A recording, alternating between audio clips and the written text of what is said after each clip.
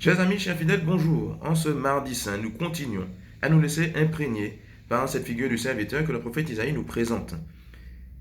Hier, nous avons pu méditer sur le premier oracle, chapitre 42. Aujourd'hui, c'est le deuxième, chapitre 49, versets 1 à 6, qui commence d'une manière assez particulière, comme une déclaration qui doit être entendue de toute la terre. J'étais encore dans le sein maternel quand le Seigneur m'a appelé. J'étais encore dans les entrailles de ma mère quand il a prononcé mon nom. Comme la prise de conscience d'un appel premier, un appel profond de la part de Dieu qui a déjà posé un regard sur lui au moment où il était encore dans le ventre de sa mère, quel que soit le stade d'ailleurs. C'est du œuf, embryon, fœtus. Le Seigneur le regardait déjà, il l'aimait déjà, il l'appelait déjà. Pour nous aussi, c'est pareil. Et alors, une prise de conscience que le Seigneur l'a équipé aussi pour cette mission. Il a fait de ma bouche une épée tranchante, il a fait de moi une flèche acérée, il m'a dit, tu es mon serviteur Israël, en toi je manifesterai ma splendeur. Et puis on a l'impression d'un oubli, de recentrement sur soi, juste après quand il dit « Je me suis fatigué pour rien, c'est pour le néant, c'est en pure perte que j'ai usé mes forces. » Comme s'il oublie que c'est le Seigneur qui l'a équipé, comme s'il oublie que c'est le Seigneur qui lui donne la force. Et peut-être parce que il y a des choses qu'il a essayées, qui ont échoué, et il pensait bien faire en faisant ça et que ça n'a pas marché. Il s'est projeté, mais ça n'a pas donné son fruit. Bon. Et puis, il dit, maintenant le Seigneur parle.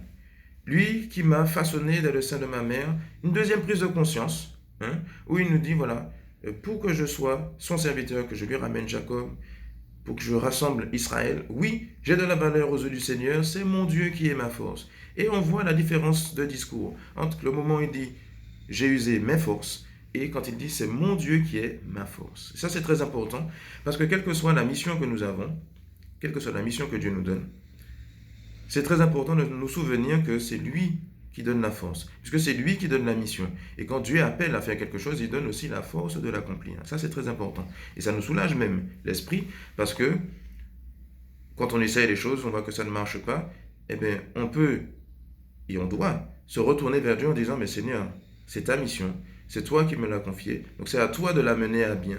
Donne-moi simplement de me disposer à accomplir ce que tu attends de moi. Ça, c'est très important.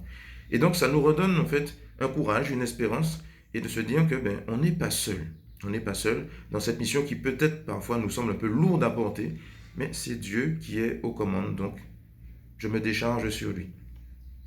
Et une autre chose qui est très importante, dont on doit se souvenir, c'est qu'il y a des appels particuliers, des missions particulières, mais il y a avant tout la mission d'aimer, la vocation d'aimer, la vocation à la sainteté, qui est la vocation de tout baptiser. Et c'est d'abord ça, finalement, la mission du serviteur, c'est d'aimer. On a vu hier, avec le premier oracle, que c'est déjà la figure de Jésus qui est dessinée. Il est vrai que le serviteur, ça peut être aussi Israël, comme le chant nous le dit aujourd'hui. C'est aussi Jésus, donc. Et la mission de Jésus, c'était d'aimer. Dans tout ce qu'il a fait, tout ce qu'il a dit, tout ce qu'il a montré comme signe, c'était l'amour qui était au cœur. Et quelle que soit la mission que nous avons, quel que soit ce que nous faisons dans la société, le domaine associatif ou autre, mais c'est toujours l'amour qui est au cœur. En église aussi.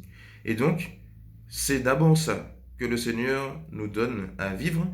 C'est d'abord pour ça qu'il nous équipe, pour pouvoir aimer, comme lui, Jésus, a aimé.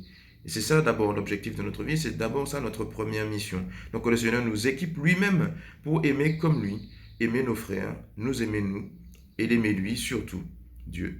Donc, qui nous donne la force d'aimer pour toujours aller au-delà, comme le Seigneur lui-même est allé au-delà pour nous. Bonne méditation à nous, bonne journée à vous.